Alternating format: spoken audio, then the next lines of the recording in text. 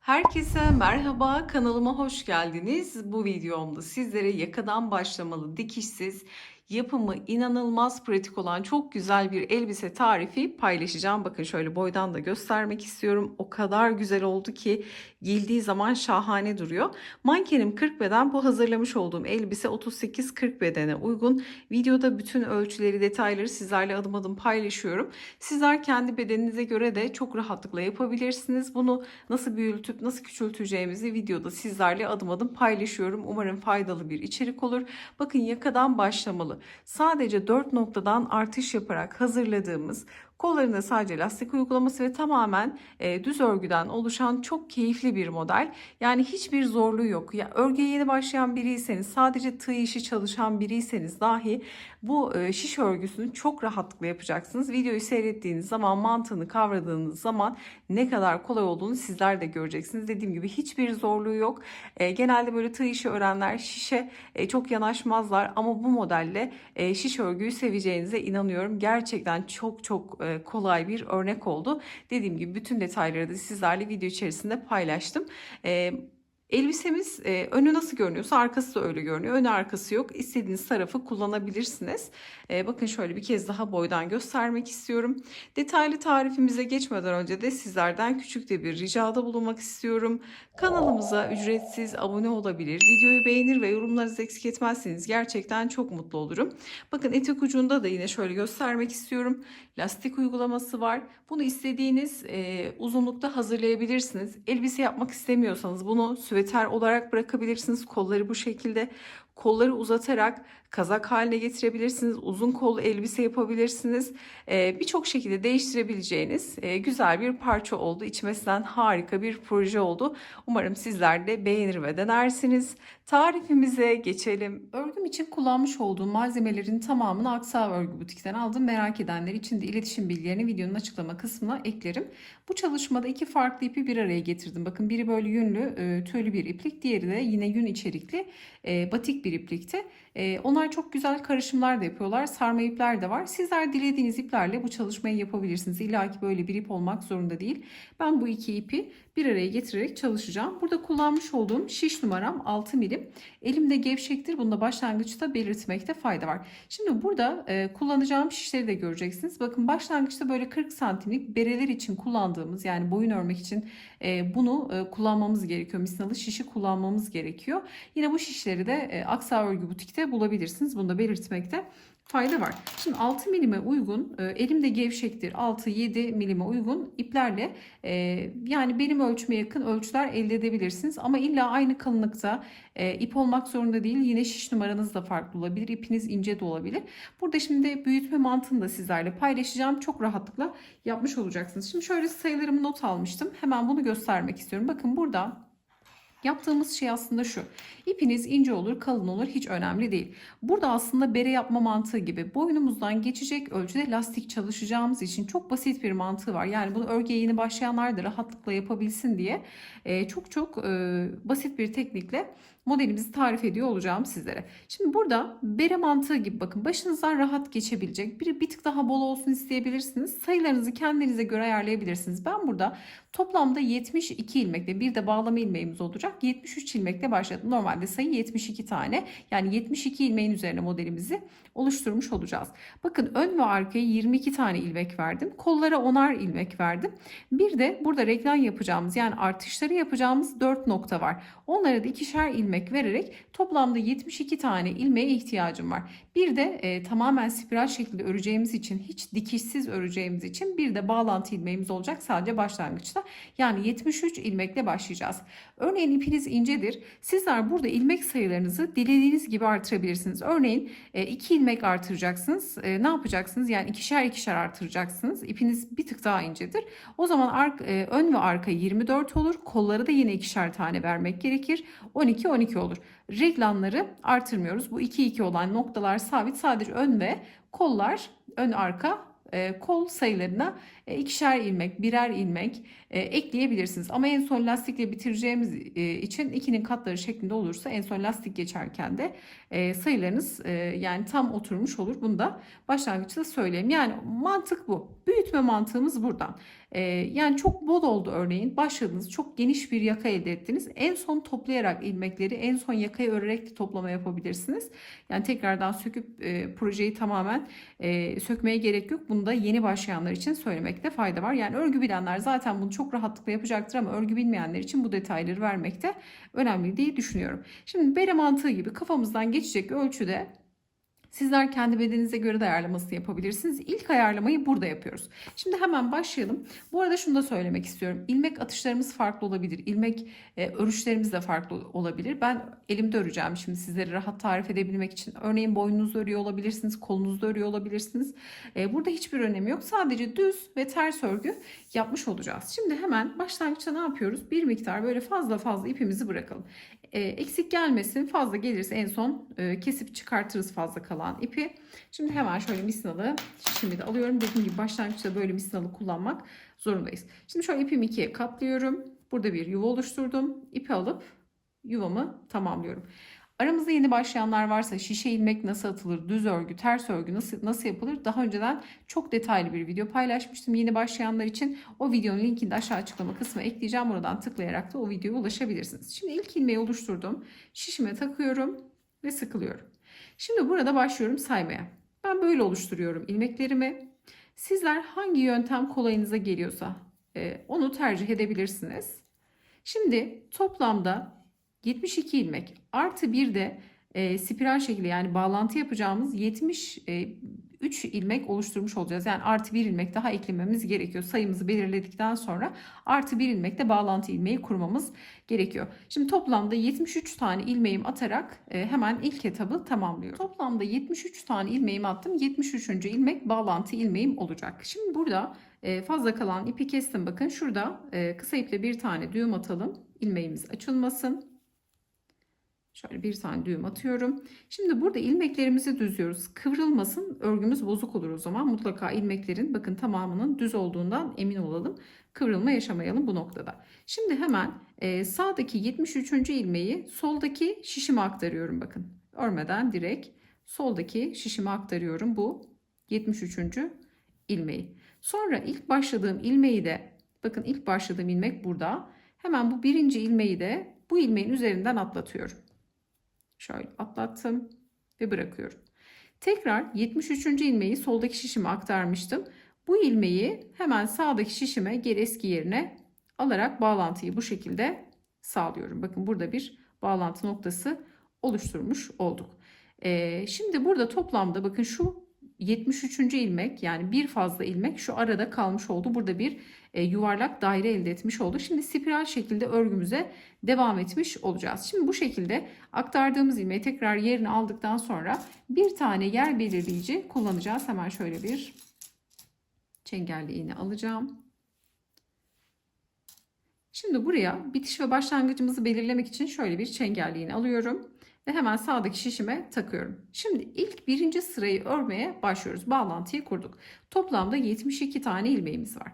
Şimdi lastik çalışacağımız için burada ne yapıyoruz? Hemen önce ipi öne alıyorum. Bakın ipi öne aldıktan sonra 2 tane ters 2 tane düz ikili lastik yapacağım ama sizler tek de yapabilirsiniz. Bir ters bir düz şeklinde de tekli de yapabilirsiniz ya da buraya yani lastik kısmını nasıl istiyorsanız o şekilde yapabilirsiniz. Şimdi ben 2 ters 2 düz şeklinde ilerleyeceğim. İpi ön tarafa aldım ve bakın ilk ilmeğin içerisine batıyorum ortadan ipi buradan yani ilmeğin içinden ilmek çıkartarak ters örgü yapıyorum. İlmeği ördükten sonra bırakıyorum. Birinci tersim hemen diğer ilmeği de örüyorum. 2 tane ters ördüm. Şimdi 2 tane düz örüyorum. 1 ve 2. Artık düz ve ters örgüyü biliyoruz. İlmek alış yöntemleriniz dediğim gibi farklı olabilir. Hangi yöntemi kullanıyorsanız, hangisi size kolay geliyorsa onu tercih edebilirsiniz. 2 tane tersimi örüyorum. 2 tane ters. 2 tane düz. 1 2. Bakın Ters ilmekler şöyle kesik çizgi şeklinde duruyor. Düz ilmeklerse başak başak görünüyor. Bunu yeni başlayanlar için söylüyorum ki ilmekleri tanıyalım. Bakın kesik çizgi şeklinde duran ilmekler ters. Başak şeklinde V duran ilmekler ise düz örgü. Bakın 2 tane kesik çizgi, 2 tane başak şeklinde görünüyor. İp biraz böyle tüylü bir iplik olduğu için umarım anlaşılır oluyordur. 2 ters 2 düz bu şekilde anlattığımda daha da rahat anlaşılacaktır. Şimdi devam edeceğiz. 2 düz 2 ters 2 düz 2 ters şeklinde sıra sonuna kadar gelelim. Hemen çengelli iğnenin olduğu noktada bir sonraki sırayı paylaşırım. Sonuna geldik. 2 tersten sonra son 2 ilmek kalıyor. 2 tane de düz ilmeğimizi örerek bakın sırayı bitirdim. Şimdi çengelli iğneyi görüyorum. Çengelli iğneyi alıyorum. Bakın sıra bitişi ve başlangıcı olduğu için sağdaki şişime aktarıyorum. Şimdi bundan sonra ters ilmekleri ters, düz ilmekleri düz öreceğiz. Ne görüyorsak ön öreceğiz. Yani lastik örgüyü bu şekilde elde ediyoruz. Hemen 2 tane ters ilmeğim var. Bunu hemen 2 tane yine aynı şekilde örüyorum. Bakın ipim birazcık böyle karışık olduğu için tüyle de bir ip bazen takılıyor. Sizler yani düz ilmeği nasıl ördüğümüzü biliyoruz. Ters ilmeği nasıl ördüğümüzü biliyoruz. Düzü düz öreceğiz. Tersi ters öreceğiz. Bakın 2 tane ters vardı. Yine aynı sıranın tekrarını yapıyorum aslında. 2 tersle başladım. Düzü gördüğümde 2 tane bakın düz örüyorum. 2 tane ters, 2 tane düz şeklinde ilerliyorum. Bu şekilde 2 düz, 2 ters, 2 düz şeklinde ilerleyeceğiz. Sıra sona geldiğimizde de bakın çengelli iğnemizi sağ şişimize aktararak bitiş ve başlangıcı bu şekilde görmüş olacağız. Şimdi bu lastiğimizi bir 5-6 sıra kadar çalışalım. Hemen kaç sıra çalıştığımı da sizlerle paylaşacağım. Santim olarak da yine ölçü vereceğim sizlere. Bakın şimdi lastiğimizi 5 sıra örerek tamamladık. Şimdi 5 sıra kaç santim yaptı? Hemen şöyle onu da söylemek istiyorum sizlere. Buradaki lastik sıra sayısını istediğiniz kadar yapabilirsiniz. Bende 3 santim oldu. 3 santim benim için yeterli. Tabii daha uzun da yapabilirsiniz. Genişliği daha fazla da olabilir. Nasıl tercih ediyorsanız o şekilde yapabilirsiniz. Şimdi burada artık ayırmaya geçeceğiz. Bakın örgümüzü ayıracağız. Şurası ön ya da arka gibi düşünebilirsiniz. Şimdi arkadan başlayacağız. Şu çengelli iğnenin olduğu kısmı arkaya vereceğiz. Bu kısım arkası olacak. Şimdi arka kısımdan örmeye başlıyoruz. Sıra bitti. Hemen çengelli iğnemi sağdaki şişime aktarıyorum. Şimdi burada bakın 22 tane arkaya 22 tane ben öne verdim. Tam kare şeklinde oluşsun istediğim için yani normalde böyle dörde bölerek aynı şekilde ön arkayı yapmış oldum. Sizler arkaya daha fazla vermek isterseniz daha fazla da verebilirsiniz. Nasıl yapmak istiyorsanız. Yani örgü bilenler zaten burada çok rahatlıkla oynayacaktır ama örgü bilmeyenler için bu yöntem gayet güzel oluyor. Şimdi burada arkada 22 ilmek var. Şurası tam ortaya geleceği için yani sırtın tam ortasında kalacak bitiş ve başlangıç noktamız. Bunun için ne yapacağız? 22 ilmeği ikiye böleceğiz. Yani 11 ilmek sağda 11 ilmek solda olacak. Fakat burada ben ikili lastik çalıştığım için şimdi şöyle düşünün. 2 tane haroşa 2 tane düz örgümüz vardı. Şöyle saydığımda 2, 4, 6, 8, 10 tane öreceğim. Çünkü reglanın şu 2 tane lastiğin olduğu bakın yani düz örgünün olduğu kısma denk gelsin istiyorum. Yani düz örgüde reglan devam etsin istediğim için 10 ilmekle başlayacağım. Bitirirken de arkayı 12 ilmekle bitirmiş olacağım. Şimdi başlıyorum hemen. Burada artık düz örgü yapıyoruz. Tamamen düz örgü. Lastik örgüde ne yapıyorduk? 2 ters 2 düz yapıyorduk. Artık ters örmeyeceğiz. Tamamen örgü düz şeklinde örerek devam ediyoruz. Şimdi tersleri de yine düz örüyorum bakın bu şekilde. Sayarak ilerleyelim. 2, 3, 4, 5, 6, 7, 8, 9, 10 tane ilmeğimi ördüm. Şimdi burada reglan için artışlara başlayacağım. Şöyle hemen çengelli iğnemi de yanıma alıyorum. Şöyle birkaç tane çengelli iğne alacağım ki burada yer belirleyici kullanmak da önemli. Mutlaka böyle çengelli iğnelerimiz olsun yanımızda. Hemen şöyle çıkartıyorum birkaç tane. Şimdi başlayalım. 10 ilmeğimi ördüm. Bakın şurası bitiş ve başlangıç noktam. Burada artış yapmak için bakın şişime ipimi bu şekilde doluyorum direkt. Doladıktan sonra çengelli iğnemi alıyorum. Sağdaki şişime takıyorum. Sonra 2 tane düz olan ilmeği örüyorum bakın.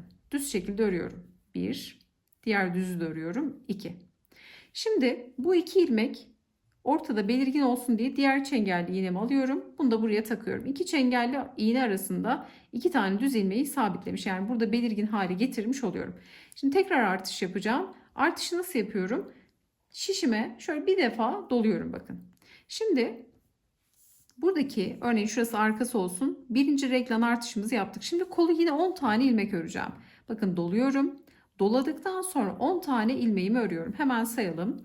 1, 2 bu kol için. 3, 4, 5, 6, 7, 8, 9 ve 10. 10 ilmeğimi ördüm. Şimdi yine reglanı yapacağım. Yani artışı yapacağım. 2 tane ilmek düz ilmek bakın. Şimdi tekrar 2 tane çengelli iğnemi şöyle kapatıyorum. Şimdi ne yapacağım? 10 ilmeği ördükten sonra burada önce artış yapacağım. Bakın artırıyorum. Artırdıktan sonra çengelli iğnemi alıyorum. Sağdaki şişime takıyorum. Sonra 2 tane düz ilmeği örüyorum. 1, 2. Hemen sonra 2 düz ördükten sonra direkt çengelli iğneyi takıyorum bakın. 2 düz ilmeğin arasında olacak. Sonra tekrar artış yapıyorum. Bu defa çengelli iğneden sonra artış yapıp şimdi buradaki ön kısmı öreceğim. Bakın arkadan başladık. 10 ilmeği ördük. Reglan kısmındaki artışı yaptık. Koldaki 10 ilmeği ördük. Buradaki ikinci artışı yaptık. Şimdi öndeki 22 tane ilmeği öreceğim. Artışı bakın çengelli iğneden sonra artırıyorum. Ve şimdi sayarak 22 tane ilmek örüyorum. 1, 2, 3, 4, 5, 6, 7, 8, 9, 10, 11, 12, 13, 14, 15, 16, 17, 18, 19, 20, 21 ve 22. 22 tane düzümü ördüm. Bakın 22 tane ilmeğimi ördüm. Şimdi tekrar çengelli iğne kullanacağım. Burada diğer reglan artışına geldik. Hemen şöyle ilmeklerimi hazırlıyorum. Çengelli iğnelerimizi alalım. Şimdi 22 tane ilmek ördükten sonra tekrar bakın reglan artışım yine düz ilmeğe denk geldi. Sizde denk gelmezse ne yaparsınız? Burada ters olan noktaya koyarsınız. Yani burada fark eden bir şey olmaz. Örneğin düz ilmeğe denk gelmedi. Sayıları farklı çalıştınız ipinize göre. Ama bu sayıları baştan da ayarlayabilirsiniz. Lastik örgünüzü hesap ederek de bunları buraya denk getirebilirsiniz. Sayılar zaten belirgin. Lastik örgü 4 ilmekten oluşuyor. 2 ters 2 düzden onu da ayarlayabilirsiniz. Şimdi 22 tane ilmeği ördükten sonra bir defa ipi şişime doluyorum. Sonra çengelli iğneyi sağdaki şişime aktarıyorum, takıyorum ve hemen 2 tane düz örüyorum. 2 düz ilmeği bakın reglan için yani artış için 2 düz ilmeği ördüm. 2 tane ilmekten sonra direkt çengelli iğneyi takıyorum. Tekrar doluyorum. Şimdi kol için 10 tane öreceğim. Diğer kola geldik. Diğer kol için hemen şöyle 2, 3, 4, 5, 6, 7, 8, 9, 10 tane ilmeğimi ördüm. Şimdi reglan artışını yapacağız. Bakın yine 2 tane düz ilmeğe denk geldi. Hemen tekrar çengelli iğnelerimi alıyorum. Şöyle kapatalım. Bakın artış kısmındayım. 10 ilmeği ördükten sonra ipi şişime bir defa doladım. Doladıktan sonra çengelli iğneyi taktım. Şimdi 2 tane düz ilmeği örüyorum. 2 tane ilmeği ördükten sonra hemen çengelli iğnemi taktım. Ve tekrar artış yaparak kalan 12 tane ilmeğimiz olacak. Şimdi 12 tane ilmeği örelim. Burası sırt kısmı demiştik. 2, 3, 4, 5, 6, 7, 8, 9, 10, 11 ve 12. 12 tane ilmeği ördük. Onu da burada örmüştük. Toplamda arkada 22 tane ilmeğimiz oldu. Sadece lastikler denk gelsin diye bakın düz kısımlara, yani artışlar. Bunu bu şekilde yapmış olduk. Yani burada bir farklılık olmuyor. Sizler de böyle denk getirebilirsiniz. Şimdi sıra bitti, ne yapacağız? Hemen burası, bakın şu kısa ipin olduğu yer sıra bitişi ve başlangıcım. Boşta kalan hemen e, yer belirleyicisine sağdaki şişimi aktarıyorum. Tekrar örmeye devam ediyorum. Bundan sonra bakın lastik bitti. Sadece düz örgü devam edeceğiz. Şimdi başlıyorum düz örgülerimi örmeye. Ta ki çengelli iğnenin olduğu, bakın artış noktasına kadar bu arkadaki hemen 10 tane ilmeği düz örüyorum. Şimdi artık artışlara geçtik. Reglan dediğimiz artış kısmını yapacağız. Şimdi burada geldim. Bakın artış yaptığım ilmek. 10 ilmeği ördüm. Burada ipimi dolamıştım. Hemen bakın artış ilmeğini burada şu kısım, bakın 10. ilmeği de ördüm. Artırdığım, doladığım ipim burası. Bunu da örüyorum. Bir ilmek artmış oluyor. Şimdi ben bu çalışmada kolun hemen, yani elbise olduğu için yani kolu direkt genişleteceğim ve gövdeyi de aynı şekilde genişleteceğim için her sırada artış yapacağım. Normalde reglan kol çalışırken ne yapıyoruz? Eğer böyle spiral çalışacaksanız bir sıra artırırsınız, bir sıra artırmazsınız. Ama normal, örneğin bunu V yaka şeklinde bir reglan artış hırka yapacak olsaydık düz yüzden artıracaktık. Tersten örerken yani artırmadan örecektik. Bir sıra artıracağız, bir sıra artırmayacağız. Böyle kalın ipler için konuşuyorum bu ara. Bunu örneğin bir çocuğa çalışacaksanız, daha küçük bedenler yapacaksanız da şöyle de bir yöntem var. İpinizi daha ince tutarsınız. Örneğin burada ben 6 milim şiş kullandım. Sizler 4 milim, 3 milim şişlerle de ipi ince kullanarak da aynı sayılarla, bakın sayıları hiç değiştirmeden de ipi inceltip, şişi inceltip yine aynı sayılarda bedeni de küçültebilirsiniz. Bunu da bu aşamada söylemiş olayım. Şimdi bakın artırdığım ilmeği ördüm. Tekrar artış yapıyorum. Direkt ne yapıyorum? Şişime doluyorum. Sıradaki bakın çengelli iğneyi hemen sağdaki şişime aktardım. Ortada 2 ilmek kalacak. Bakın 2 çengelli iğne arasında 2 tane düz ilmeğimiz sabit kalacak. Hemen bunu 2 düz ilmeği örüyorum. Düz ilmeği ördükten sonra çengelli iğneyi sağdaki şişime aktarıyorum. Bakın bir alt sırada yaptığımız işlem. Çengelli iğneden sonra artış yapıyorum. Sağda ve solda artışlar oluyor bakın. Şişime ipi bir defa doluyorum. Doladıktan sonra bakın alt sırada artırdığım ilmek, hemen bunu yine düz şekilde örüyorum. Sonra diğer ilmekleri de yine tamamen düz örüyoruz. Bakın hiçbir farklılık yok. Bu arada sizler reglan artışlarını ben böyle ajurlu yaptım, yani delikli yaptım.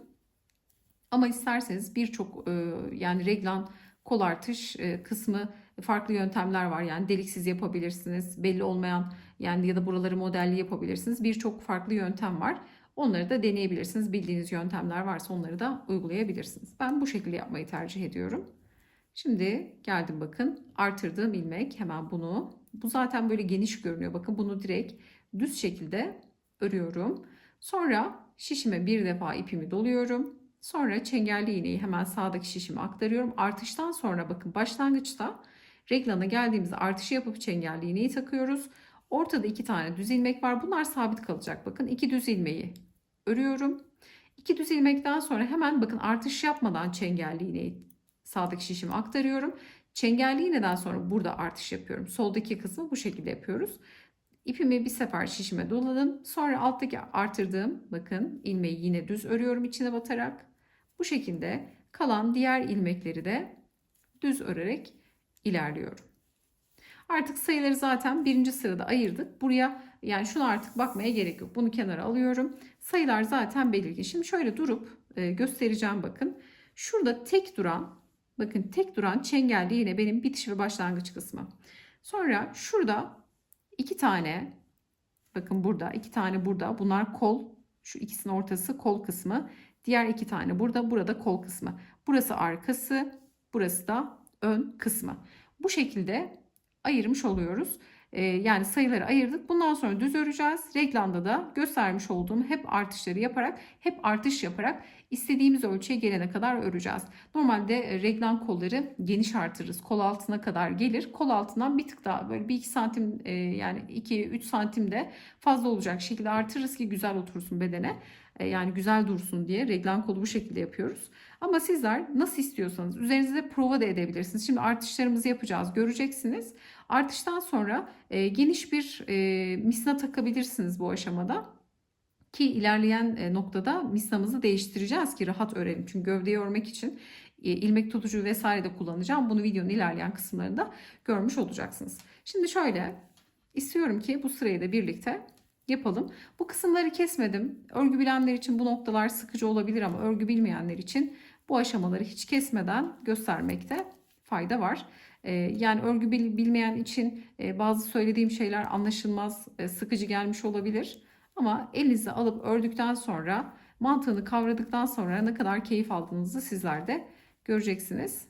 Hele ortaya çıkan projeden sonra daha da keyif alacağınızı düşünüyorum. Şimdi bakın artış yaptığım ilmeği ördüm. Tekrar ipi şişime doladım. Hemen çengelli iğneyi sağdaki şişime aktardım. 2 tane ortadaki düz ilmeği ördüm. Bakın bunlar sabit kalıyor. Diğer hemen artırmadan çengelli iğneyi taktım. Sonra çengelli iğneden sonra bakın ipi doladım şişime. Burada artışı yaptım. Sonra alttaki artırdığım yeri de örerek sıradaki ilmekleri de yine aynı şekilde düz örgü yaparak ilerliyorum. Burada sadece şu reglan artışında kafanızı karıştıracak nokta belki hiç çalışmadınız böyle bir şey. İlk kez yapıyorsanız küçük bir örnekle deneyin. Öyle birkaç sıra başlayın. Reglan artışının mantığını kavrayın. Sonra istediğiniz projelerde çok rahatlıkla yapacaksınızdır. Şimdi şurayı tekrar göstermek istiyorum. Bakın artırdığım ilmek burasıydı. Hemen bunu yine düz şekilde örüyorum. Şimdi başlarken 2 tane çengelli iğne var bakın. İlkinde çengelli iğneden önce artışımızı yapıyoruz. Sonra çengelli iğneyi şişime aktarıyorum. Ortadaki 2 tane düzü örüyorum. Yani 2 ilmeği örüyorum. Ördükten sonra çengelli iğneyi sağdaki şişime aktarıyorum. Şimdi artış yapıyorum bakın. Burada artış yapıp diğer ilmekleri düz örerek ilerliyorum. Şimdi şurayı göstereceğim. Bakın. Burada lastik çalışırken 2 tane düz ilmeğimiz vardı. Çengelli iğneler hep 2 tane düz ilmeğin arasında kalıyor. Bakın 2 çengelli iğnenin ortasında 2 tane düz ilmek var. Birini çengelli iğneden önce artış yapıyoruz. Diğerini ise çengelli iğneden sonra artış yapıyoruz. Mantık bu. Şimdi burada çok anlaşılmıyor. Bakın şuradaki delikler büyümeye başladı. Böyle birkaç sıra örelim. Model kendini daha net göstermiş olacak. Bu şekilde bakın şimdi sıra sonuna yaklaştık. Tamamen bütün ilmekleri düz örüyorum. Sıra sonuna geldik. Ne yapacağız? Sıra sonu yani sıra bitti. Hemen yer belirleyiciyi sağdaki şişime taktım. Sonra devam ediyorum tekrar düz örgüye. Spiral şekilde döne döne bu kısmı tamamlamış olacağız. Şimdi artışı ben kaç santim yaptım? Sizler bedeninize göre nasıl yapabilirsiniz? Bunu göstereceğim. Ama şöyle örmem gerekiyor. Şimdi burayı bir kez daha gösterelim. Bakın artırdığım ilmeği de örüyorum. Sonra çengelli iğneden önce başta hemen doluyorum. Çengelli iğneyi takıyorum sağdaki şişime. Sonra ortadaki 2 ilmeği düz şekilde yine örüyorum. Bakın hepsini düz örüyoruz. Sonra çengelli iğneyi 2 ilmeği ördükten sonra hemen diğer çengelli iğneyi takıp sağdaki şişime aktarıp sonra ipi dolayarak tekrar artış yapıp alttaki artış yaptığım ilmeği örerek diğer ilmekleri de yine düz örerek ilerliyorum. Bu şekilde. Dediğim gibi burada delikler biraz daha böyle iri iri oluyor. Zaten çok sıcak tutacak bir iplik olduğu için bu delikler yani güzel olacak. Yani seviyorum zaten delikli bu ajurlu reglan kısmı çalışmayı. Ama dediğim gibi sizler burada eğer şu ajurlu kısımları çok delikli istemezseniz bir sırada artırıp bir sırada artırmadan da örebilirsiniz. O şekilde yaptığınızda delikler bir tık daha küçük olacaktır. Bunu da söylemiş olayım. Şimdi tarif etmiş olduğum gibi bakın reglan artış ortaya çıktı yavaş yavaş. Şimdi biraz daha büyüttüğümüz zaman model ortaya çıkacak, kendini gösterecek. Şimdi burada reglan artışlarımı yaparak örgümü büyüteceğim. Burada yaptığım işlem artık sadece bu. 2 çengelli iğneyi gördüğümde artışlarımı yaparak diğer ilmekleri de tamamen düz örerek spiral şekilde örgümüzü büyütmüş olacağız. Bakın başımızın geçeceği ölçüde burası. Dediğim gibi başta da söylemiştim. Örneğin yaptınız, burası çok geniş oldu. Sonradan ilmekler alıp tığ yöntemiyle de burayı toplayabilirsiniz. Burada hatta bir toplama yapacağım. Tığla çok güzel bir yöntem. O da çok çok basit, kolay bir yöntem. Buradaki yaka toplamayı da nasıl yapıyorum? Onu da yine sizlerle ilerleyen kısımlarında paylaşıyor olacağım. Şimdi reglen artışlarımızı yapalım. Kaç santim artırdım? Hemen ölçü de vereceğim. Ve bir sonraki aşamaya birlikte devam ediyor olacağız. Örgümüzü sizlere tarif etmiş olduğum gibi 4 noktada artırarak devam ediyorum. Fakat burada bakın 40 santim olan şişime artık ilmeklerim sığmıyor. Burada 100 santim olan 100 santimlik şişe geçeceğim. Bunun için ne yapıyorum? Hemen şöyle, bakın sıra sonundaydım. Hemen bu noktada göstermek istedim. Şöyle bir şiş ucu kapatıcısını sağdaki şişime takıyorum. Yeni şişi yine 6 milimle devam ediyorum. Bakın aynen örmeye devam ediyorum. Artık şişi büyüteceğim. Çünkü artık üzerimize giyip prova da etmemiz gerekiyor. Zaten beden ayarlamasını bir bakın buradaki başlangıç ilmekleriyle belirliyoruz. Bir de bu reglan artışlarla belirliyoruz. Yani çok fazla artırırsanız bedeni büyütmüş olursunuz. Yani bedeninize göre ayarlamayı da şimdi burada detaylı olarak tarif ediyor olacağım. Şimdi geldim.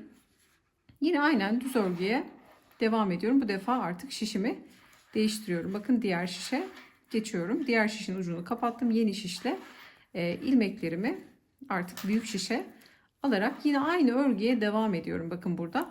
Buradaki şişe geçmiş olacağım. Tamamen diğer kısa olan şişi çıkartmış olacağım. Yine 4 noktada artışlara devam ediyor olacağım. Şimdi şişimi değiştirelim.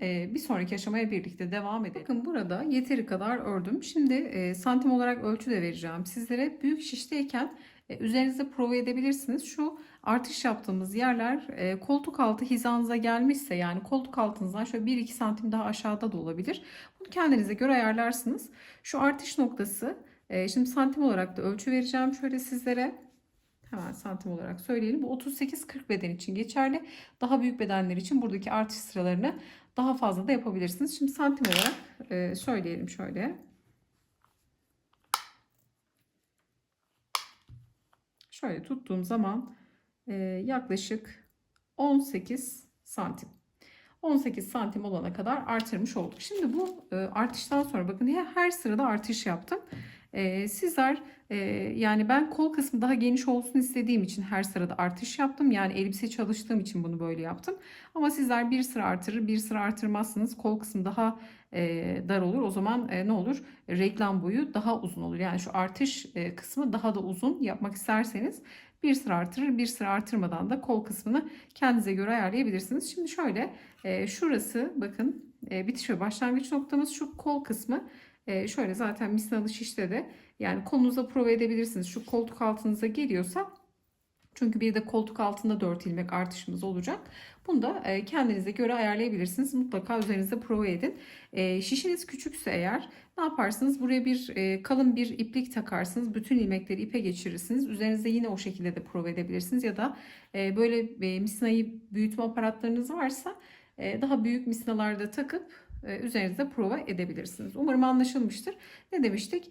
Başta yakayı başlarken bakın boyun kısmındaki kafamızın geçtiği noktada ilmeklerimizi atarken bir beden belirlemesi yapıyoruz. Kafadan geçiyorsa rahat olur. Yani şu kısım bile çok bol olsa bile en son ilmekleri toparlayabiliriz. Bunu da belirtmek istiyorum. Bir de bakın beden ayarlamasını ilmeklerle belirliyoruz. Bir de bu reglan dediğimiz şu artış kısmıyla beden ayarlamasını yapıyoruz. Burayı daha kısa yaparsanız daha küçük beden olur. Daha uzun yaparsanız büyük beden olur gibi. Şimdi artışlarım yeterli. Şimdi bir sırada artış yapmadan öreceğim. Bakın artışım bitti. Şimdi bir sıra daha hiç artış yapmadan öreceğim. Sonrasında da artık kol kısımlarını ayırıp gövdeyi örmeye geçeceğim. Hemen şöyle hızlı bir şekilde reglan artış kısmına kadar gelelim. Böyle uzun uzun anlatıyorum ama sıkılanlar bu noktada videoyu sardırabilir. Şimdi bilmeyenler için her detayı vermeye çalışıyorum. Şöyle bakın. Artış kısmına geldik. Şimdi bu sırada, son sırada artık artış yapmıyorum. Sonra da artık kolları ayıracağız. Artış yapmadan öreceğiz. Bakın artış nasıl yapıyorduk? İpimizi şişimize dolayarak yapıyorduk. Bunu yapmayacağız. Bakın artış yaptığımız ilmek. Şimdi normalde dolayıp devam ediyorduk ama artış yapmayacağım. Hemen direkt ilmeği, çengelli iğnemi şöyle düşürdüm. Hemen şunu takayım. Çengelli iğneyi takıyorum. Ortadaki 2 ilmeği örüyorum. Diğer çengelli iğneyi taşıdım. Bakın artış yapmıyorum. Dolayarak yapıyorduk. Bunu yapmıyorum. Hemen gelen ilmeği örerek bir sıra bu şekilde artış yapmadan öreceğim diğer artış noktalarında. Yani hiç artış yok bu son sırada. Sonra da artık ayırmaya geçeceğim. Bakın bir sıra hiç artış yapmadan dört kenarda da artış yapmadan sıra sonuna kadar geldim. Sıra sonundan sonra ilk artış yerimize kadar geldik. Bütün ilmekleri yine düz ördüm. Şimdi çengelli iğnenin olduğu noktadayım. Normalde burada artış yapıyorduk. Ne yapıyorum? Artık bu çengelli iğneyi çıkartıyorum. Ortada 2 tane düz ilmeğimiz vardı. Sağında ve solunda artış noktalarımız vardı. Şimdi bu 2 tane olan düzün bir tanesini örüyorum. Bir tanesini gövdeye, diğerini de kola vermiş olacağım. Şimdi bu kısımda şöyle duralım. Şu şişimiz burada beklesin. Şimdi buradaki ilmekleri bakın şu kolda hatırlayalım 10 tane ilmek ayırmıştık. Bunu artırarak ördük. Şimdi burası bakın bitiş ve başlangıç çengelli iğnemiz. İlk artış noktasına geldik. 2 tane ortada duran düzlerin birini ön gövdeye verdik, diğerini kola verdik. Şimdi şöyle bir aparat var bakın. İlmek tutucu olarak geçiyor bu. Çok da uygun fiyatlı şeyler. Bunları da yine Aksa Örgü Butik'te bulabilirsiniz. İlmek tutucuyu aldım. Şimdi burada bakın kol için ayırdığım ilmekleri buradaki ilmek tutucuya geçireceğim. Yani şuradaki ilk artışın ortadaki 2 tane duran düzün solundakini kola veriyorum ve bütün ilmekleri burada takacağım ta ki diğer artış noktasına kadar. Şimdi hemen hızlıca takalım. Hiç kesmeden anlatacağım burayı. Bakın şöyle bir aparat şiş gibi. Hemen ilk ilmekten başlıyorum. Geçirmeye artık şu çengelli iğneyle bir işimiz kalmadı. Hemen hızlı bir şekilde ilmeklerimizi tutucuya geçirelim. Şimdi burada eğer böyle bir aparatınız yoksa ne yaparsınız? Kalın bir ipi bir iğneye takarsınız etamin iğnesine. İpliğe de buradaki ilmekleri takarsınız. Yani ipte de bekletebilirsiniz. İlla böyle bir aparatta almak zorunda değilsiniz ama böyle bir aparatta işimizi daha kolay hale getiriyor. Sonrasında tekrar şişe takmak bu aparatla daha kolay oluyor. Şimdi hiç kesmeden kol için bakın olan ilmekleri kol kısmındayım şu anda. Bunları ilmek tutucuya hızlı hızlı takıyorum. Kontrollü takıyorum ki tek tek ilmekleri kaçırdığımız ilmek olmasın. Şimdi şöyle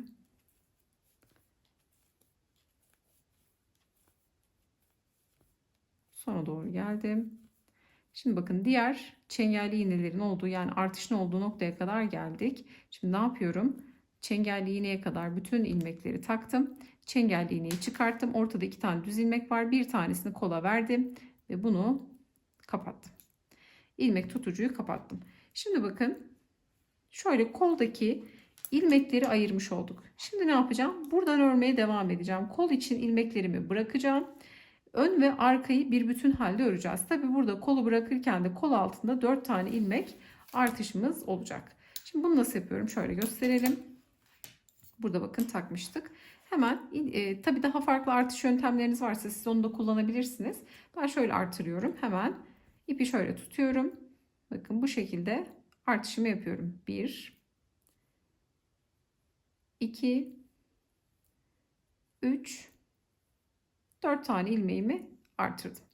Şimdi ilmeklerimi artırdıktan sonra kol için ayırdığım ilmekleri görüyorsunuz. Bakın diğer şimdi ön kısmı öreceğiz. Burada şişteki diğer ilmekleri hemen yaklaştırıyorum şöyle. Ve buradan örmeye devam ediyorum. Şu kısım bakın şöyle kalıyor. Buradan örmeye devam ediyoruz. Şimdi yine düz ilmeklerimizi öreceğiz. Hemen şöyle gelen ilk ilmeği yine düz örüyorum. Artık buradaki çengelli iğneyi çıkartıyorum. Buradaki çengelli iğneyle bir işim kalmadı. Şimdi artık gövde kısmındayım bakın. Ön kısımdayım. Burada ne yapıyorum? Her bir ilmeği yine düz örerek tamamen düz öreceğiz. Bakın spiral şekilde düz örerek ilerliyorum. Şöyle rahatlatalım şişi. Hiçbir zorluğu yok. Tabii ben kameraya sığdırmaya çalışırken, örerken bir tık zorlanıyorum. Sizler daha rahat edersiniz. Bakın 4 tane artışımız oldu kol altında. Bu artışta bedeniniz büyürse 2 fazla daha yaparsınız. Örneğin 50-60 beden için 4 ilmek de artabilir. Yani 4 değil 6 olur 8 olur. Bedeninize göre bunun ayarlamasını yaparsınız. Zaten üzerinizde prova ettiğiniz zaman o ilmek sayısını da tahmini koyacaksınızdır oraya. Şimdi her birini yine düz örüyorum.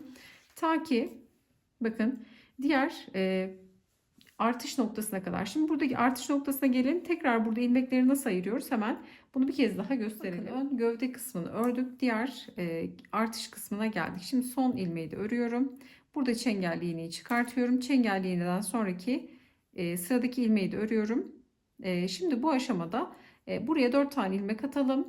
Şişimize 1, 2, 3, 4 ilmeğimi attım. Bu ilmekler burada beklesin. Şimdi bakın şöyle ilmek tutucumu alıyorum. Bir boy küçüğü oluyor. Bunun bir küçüğü daha var. Bunlar böyle üçlü şekilde satılıyordu. Ben bunları Aksa Örgü Butik'ten aldım. Şimdi kolun bakın diğerini ayırıyorum. Şimdi burada ilk kolu ayırdım. Şimdi diğer kolu aynı şekilde ayıracağım. Şöyle ipi bırakıyorum. Hemen ilmeği ve artık buradaki çengelli iğneyi çıkartalım. Bununla bir işimiz kalmadı.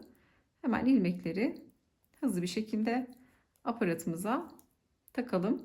Burada yine aynı şekilde ilmekleri takıyoruz ta ki diğer artış noktasına kadar. Bakın geldim diğer artış noktasına kadar. Şimdi çengelli iğnenin olduğu noktadayım. Çengelli iğneyi çıkartıyorum. Çengelli iğneden sonra bir tane daha ilmeği geçirip burayı kapatıyorum. Şimdi şişimi alıyorum. Burada 4 tane ilmeğimizi atmıştık. Şimdi buradan devam ediyorum örmeye. Şöyle ilmekleri yaklaştıralım. 4 ilmeğimi attım. Hemen sıradaki düz ilmeği örüyorum. Buradaki çengelli iğneyi çıkartıyorum. Bu artış noktasındaki çengelli iğne, bununla bir işimiz kalmadı. Şimdi sadece çengelli iğne bitiş ve başlangıç noktasında var. Bakın bütün ilmekleri düz şekilde örüyorum. Artık kolları ve gövdeyi ayırmış olduk. O kadar keyifli ki yani bütün detayları vermeye çalıştım. Açıklayıcı olması için de hiç kesmedim. Umarım faydalı olmuştur. Şimdi bakın şöyle daha net görünecek. Kolu görüyorsunuz. Kol kısmındaki ilmeklerimiz. Hemen şunu da şöyle göstermek istiyorum.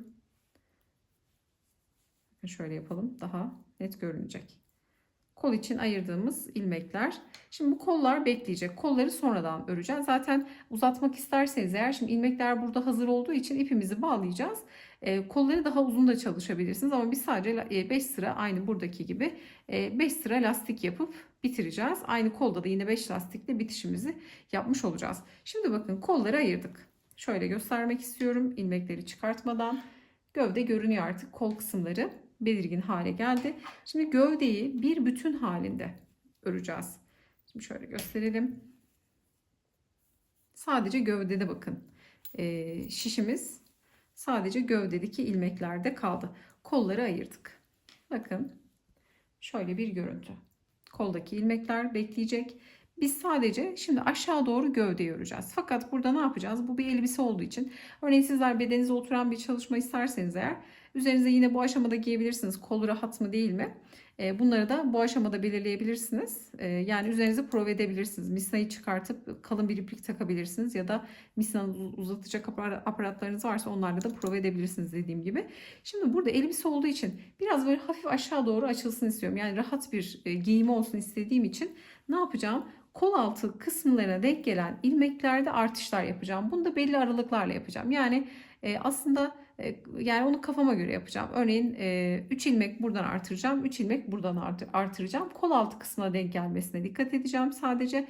Bunu da 5 sırada bir, 10 sırada bir, 6 sırada bir örneğin atıyorum. Bunu bu şekilde artışlar yapacağım. Tamamen göz kararı yapacağım bunu. Yani bedene oturmasın. Şöyle birazcık hafif aşağı doğru rahat etsin diye. Bunları da yaparken de hangi sırada yapıyorum yine sizlerle de paylaşıyor olacağım. Şimdi ne yapacağım? Devam ediyorum ilmekleri. Sadece gövdeyi örüyoruz. Bakın şöyle de göstermeye, ekrana sığdırmaya çalışıyorum. Sadece gövdeyi örüyoruz. Şimdi burada ilmeklerimizi tamamen düz örüp geleceğiz. İstiyorum ki bitiş ve başlangıcımız burası. Bakın buraya geçeceğiz. Şu kol altındaki attığım 4 ilmeği nasıl örüyorum? Hemen şuradaki geçişi sizlere göstermek istiyorum. Bakın kol altına attığım 4 tane ilmeğimi görüyorsunuz. 1, 2, 3, 4. Şimdi bunları da yine aynı şekilde şöyle ortalarına batıyorum. Düz şekilde örüyorum. Düz ilmek olarak örüyorum. Tam ortalarına batıyorum. İpim biraz böyle tiftikli olduğu için umarım açıklayıcı oluyordur. Tam ortasına batıyorum. Bakın artış yaptım. İlmeklerin düz örüyorum. 4 ilmeği de ördüm. Sonra gelen ilmeği de yine düz örerek sıradaki ilmekleri de normal örmeye devam ediyorum. Bakın kol altı kısmını bu şekilde geçmiş olduk. Şöyle yapalım. Tamamen düz öreceğim. Bundan sonrasında hiçbir şey yok. Sadece gövde kısmında belirli noktalarda artışlar yapacağız. Bunda yani yaklaşık zannediyorum kaç kere tekrar ederiz? 4 ya da 5 kere tekrar ederiz üçlü artırmaları. Sadece kol altına gelecek noktalarda artış yapacağım 3 tane. Bu kısımda olacak şekilde, diğer tarafta da yine 3 burada 3 burada artış yapacağım. 4 ya da 5 sıra artış yaparım. Onu da örneğin 5 sıra öreceğim, artış yapacağım. 5 sıra öreceğim, artış yapacağım gibi düşünebilirsiniz. Tabi sayılar tamamen size kalmış. Şimdi tamamen burada spiral şekilde bakın. Sadece gövdeyi örüyoruz. Kolları ayırdık bu aşamada. Şimdi artış yapacağım nokta hemen bir sonraki sıra olacak. Bakın koltuk altından şimdi bir sıra ördüm. Bir sonraki sıra artış yapacağım. Artışta nasıl yapıyorum? Hemen bunu göstermek istiyorum. Bakın bir sıra daha ördüm geldim. Şimdi kol altı kısmındayım. Buradaki artışları nasıl yapıyorum? Bunu göstereceğim. Şimdi 3 bu koltuk altında 3 tane de diğer koltuk altında artırarak bunu da örneğin 5 sıra 6 sıra olabilir. 10 sırada bir olabilir. Bunu da 4 kere ya da 5 kere yapacağım. Bu elbisenin genişliğini ne kadar istediğinize bağlı dediğim gibi. Ben de kaç tane yaptığımı sizlere söyleyeceğim. Şimdi bakın şöyle kol altı kısmındayım. Hemen şuradaki ilmekten artış yapacağım. Bakın düz öreceğim ilmeğin hemen V kısmı şurası, bakın hemen alt ilmek. Bunu şöyle tutuyorum. Soldaki şişe takıyorum. Bu alttaki ilmeği örerek bir tane artış yapmış oluyorum. Sonra sıradaki ilmeği normal yine düz örüyorum. Bu birinci artışım. Şöyle bir tane örelim. Bakın umarım anlaşılıyordur. İplik biraz dediğim gibi tiftikli. Şöyle bakın V şeklinde duruyor. Sıradaki ilmeğin bu normal düz öreceğim bu şekilde. Hemen altındaki ilmeğin sağdaki kanadını alıyorum. V şeklinde duran kanadı. Bunu soldaki şişime takıp bunu normal sanki bir düz yani ilmekmiş gibi örüp normal düz ilmek örüyorum. Diğer ilmeği de normal şekilde örüyorum. İkinci artışımı yaptım. Şimdi tekrar bir, şöyle iki tane örelim düz. Şimdi burada üçüncü artışı yapalım. Öreceğim ilmek hemen bir altındaki ilmeğin sağ kanadını alıyorum. Şişime takıyorum. Bunu ördüm. Bir ilmek artırdım. Bunu da normal örüyorum. Ben artışı bu şekilde yapıyorum. Sizler bildiğiniz daha farklı yöntemler varsa bu şekilde istediğiniz şekilde artışınızı yapabilirsiniz. Şimdi 3 tane ilmeği artırdım. Genelde artıracağım ilmekler hep kol altı kısmında kalacak. Önlere hiç dokunmayacağım. Diğer kolda da burada artış yapmışsam burada da aynısını tekrar edeceğim. Karşılıklı olmasına dikkat edeceğim. Şimdi bunu da şöyle tahmini olarak zannediyorum 10 sırada bir 4 ya da 5 kere artışı yapacağım bu şekilde. Yine üzerimde prova edip onu da yani dediğim gibi giyinerek daha bol isterseniz daha bol da yani yapmak için artışlara devam edersiniz. Böyle dengeli bir şekilde artışınızı yapabilirsiniz. Belli bir sayıda bağlı kalmak zorunda değilsiniz. Örneğin 4 sıra 4 sıra ördünüz. 5. sırada artırdınız. Bir sonraki sıra sayınız 10 olsun, 12 olsun. Hiç önemli değil.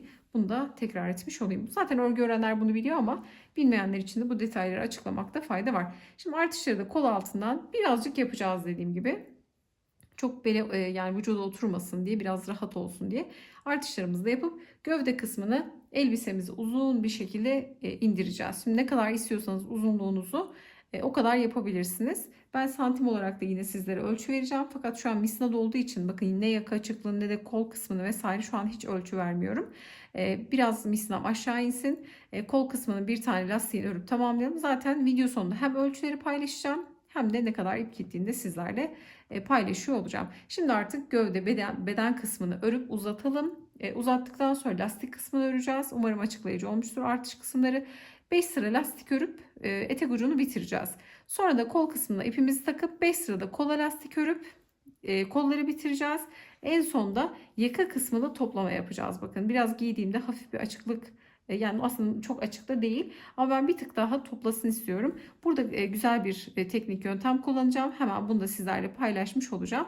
Şimdi gövdeyi uzatıp büyütelim. Bir sonraki aşamaya geçelim. Örgümüzün bakın boyutunu yani uzunluğunu tamamladık. Etek boyu tamam. Şimdi burada da 5 sıra lastik çalışarak kapatmayı yaptık. Şimdi kol kısmını gösterip sizlere de ölçü vereceğim. Burada kolumun bir tanesini lastik kısmını ördüm. Bunu da yine etek ucunda uyguladığım gibi 5 sıra örüp tamamladım. Bu ara hemen ölçüyü de söylemek istiyorum. Örgümün şu eni koltuk altından diğer koltuk altına olan kısmı 50 santim oldu. Artış yaparak da aşağı doğru indiğim zaman burada ölçüm yaklaşık 55-60 santim arasında oldu. Sizler genişliği ne kadar istiyorsanız o kadar artırarak aşağı doğru inebilirsiniz. Artırma mantığını zaten sizlerle paylaşmıştım. Şuradaki reglen boyunu da vermiştim. Kolda bakın lastik geçtiğim için şu kısım böyle hafif de içe kapanık oldu. 15 santim oldu. 15-20 santim aralığında ideal oluyor. Tabi sizler bu kolu daha dar isterseniz burada biraz örneğin bir numara şiş numaranızı küçültürseniz biraz daha böyle içe doğru kapanma yapabilirsiniz. Ya da şimdi yakada toplamayı göstereceğim. Kol kısmında da burada kaydırmalar yaparak kol kısmı birazcık daha böyle bombeli gibi oturan bir kolda yapabilirsiniz. Dediğim gibi eni koltuk altından 50 santim, aşağı doğru genişlemiş kısmı 55-60 santim. Uzunluğu da şu bakın omuzdan aşağı doğru olan uzunluğu 105 santim oldu. Koltuk altından uzunluğu da 85 santim oldu. Bunu ben kendime göre, yani sizler üzerinize giyersiniz, provanızı edersiniz. Daha uzun da isteyebilirsiniz, daha geniş de isteyebilirsiniz. Bunu kendinize göre ayarlayabilirsiniz. Şimdi şöyle kol altında bakın kol kısmının lastik kısmını bitirdim. Etek ucunun lastiğini bitirdim. Şimdi burada ilmeklerimizi toplamıştık bu ilmek tutucuya. Şimdi burada bu ilmekleri nasıl çıkartıyoruz? Hemen bunu şöyle gösterelim. Bakın ucundan toplamaya başlayacağız. Tekrar burada 40 santimlik misinalı şişimizi alıyorum. Şöyle açıyorum bakın çengelli iğnenin ucunu. Şimdi burada ilmekleri 40 santimlik şişime takıyorum. Hemen ilk ilmekten şöyle başlayalım.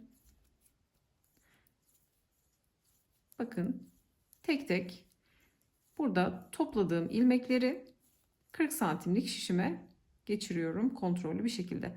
Hemen bunu hızlı bir şekilde ilmekleri şişimize geçirelim. Bakın koldaki topladığım ilmekleri şişime yerleştirdim. Şimdi ipin ucunu alıyorum. Burada bakın hemen şu sağdaki şişten örgümüzün düzünden örüyoruz yine. Hemen şu bakın reglan kısmı vardı. Artış yaptım. 2 tane düz örgü vardı. Düz ilmekler. Bunun hemen şöyle ortasına batıyorum. İpi de şöyle bir miktar uzun bırakıp buradan ilk ilmeği çıkartıyorum. İlk ilmeği çıkarttım. Şu uzun olan ipi de sonradan gizleyeceğiz. Sonra şu aralardan çıkartacağız. Şimdi sayımız burada çift. Buradan da yine çift ilmekler çıkartacağız. Çünkü artış yaparken de hep ikili ikili artırdığımız için sonra gövdeye birer tane, kollara da birer tane ayırdığımız için karşılıklı sayılar çift. Burada sayınızı da yine çift olacak şekilde ayarlayabilirsiniz. Ya da eksik kaldı, aşağıdan bir tane artırarak da lastik sırasını denk getirebilirsiniz. Eksik ya da fazla gelirse onu tolere edersiniz sonradan. Şimdi şöyle yapalım. İlk ilmeği çıkarttım. İp de burada bekliyor. Hemen şu 4 ilmeğimiz vardı. Artış noktalarımız vardı. Hemen buradan bakın şu kısmı geçiyorum. Hemen şuradaki boşluktan ilmeğimi çıkartmaya başlıyorum. Bu birinci ilmek. Bir sonraki nokta bakın. Hemen şu ilmeklerin arasından bakın başak başak duran uzun ilmeklerin sağından ve solundan şu ara boşluklardan artışlarımı yapıyorum. Bir sonraki boşluğa batıyorum. Şiş yardımıyla ilmeğimi çıkartıyorum. Zorlanırsanız tığ ile de çıkartabilirsiniz bu ilmekleri. Bu şekilde uygun boşluklardan bakın ilmeklerimi çıkartıyorum. Şu an 2, 4, 5. Bir de 6. ilmeğim şu düz bakın reglan kısmının olduğu artış noktasından şöyle ilmeğimi çıkarttım. Şimdi bu noktaya bir tane çengelli iğne takmamız gerekiyor. Çengelli iğnemi aldım. Sağdaki şişime takıyorum. Bakın ilmeklerimi çıkarttım. 2, 4, 6 tane ilmek çıkarttım. Tabi sizler daha kol altında genişlik isterseniz, yani kol kısmı daha geniş isterseniz 1-2 tane daha fazla çıkartabilirsiniz örgünüze göre. Şimdi burada bakın şimdi örmeye başlıyorum. İlmekleri de çıkarttım. Şişimdeki ilmeklerim bu şekilde. Şimdi 2 tane ters, 2 tane düz. Direkt lastik örmeye başlıyoruz. İpi öne alıyorum. Hemen 2 tane tersimi örüyorum. 2 ters, 2 düz. Şimdi bu şekilde 2 ters, 2 düz, 2 ters, 2 düz şeklinde sıra sonuna kadar gelelim. Son düzümü de örüyorum. 2 düzle bitiriyorum. 2 tersle başlamıştım. 2 düzle bitirdim. Şimdi çengelli iğneyi alıyorum. Eğer ilmeğiniz eksik gelirse örerken de bu sırada artışlarınızı yapabilirsiniz. Şimdi ya da sayarak da başlayabilirsiniz. 2'nin yani 4'ün katı olacak şekilde lastik örgünüzü ayarlayabilirsiniz. Şimdi tersi ters örüyorum. Aynı yakada yaptığımız gibi tersi ters, düzü düz örüyorum. 2 ters, 2 düz şeklinde lastik örgümüze devam edeceğiz. Bunu 5 sıra tekrar edeceğiz. Bu ikinci sıram. 5 sıraya tamamlayalım. Sonra ilmek kapatmayı nasıl yapıyorum? Hemen bunu hızlı bir şekilde paylaşalım. Bakın burada 5 sıra lastiğimizi ördük. Şimdi şöyle son ilmeği de örelim. Burada son düzümü de örüyorum. Artık çengelli iğneyle bir işim kalmadı. Burada ipinize göre kendi tığ numaranızı belirleyebilirsiniz. Ben şimdi 3,5 milim tığla kapatmayı göstereceğim sizlere.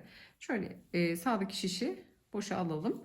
Şimdi burada hem öreceğiz. Ben şişle burada tığla kapatıyorum ilmeklerim, ama sizler yine şişle kapatmanızı yapabilirsiniz ya da bildiğiniz yöntemleri de kullanabilirsiniz. Hem öreceğiz hem de kapatma yapacağız. Şimdi şöyle ilmeği öne alıyorum. Ters ilmeği normal, bakın tığ şiş gibi kullanıyorum. Ters örüp ilmeği buradan çıkarttım. Şöyle gevşememesi için de bir tık sıkılıyorum. Sonra diğer ilmeği de yine ters örüyorum.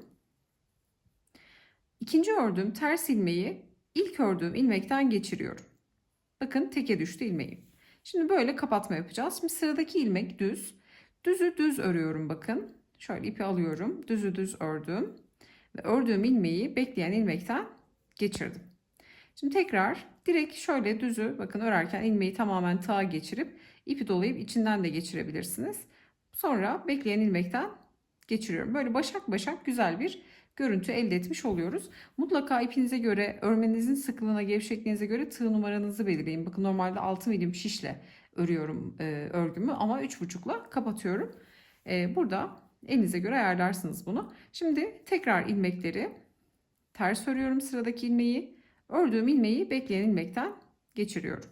Tekrar bir sonraki ilmek yine ters. Bakın tığ şiş gibi kullanıyorum. Sonra ilmeğin içinden geçiriyorum. Çok sık örerseniz burada böyle bombelem, yani balonlama olur. Sık örmek isterseniz, çünkü kol olduğu için, ama normal tek ucunda örgünün ayarında bırakmak gerekir. Örgünün gevşekliğinde, ilmeklerin ölçüsünde bırakmak gerekir. Ama kol olduğu için bir tık sıksın isterseniz daha sıkı da yapabilirsiniz. Bu tarz oynamalar yapabilirsiniz. Şimdi bakın düz ilmeği düz örüp içinden geçiriyorum. Ters örüyorum, içinden geçiriyorum. Bekleyen ilmeği. Bu şekilde bakın ilmeklerimi kapatmış olacağım.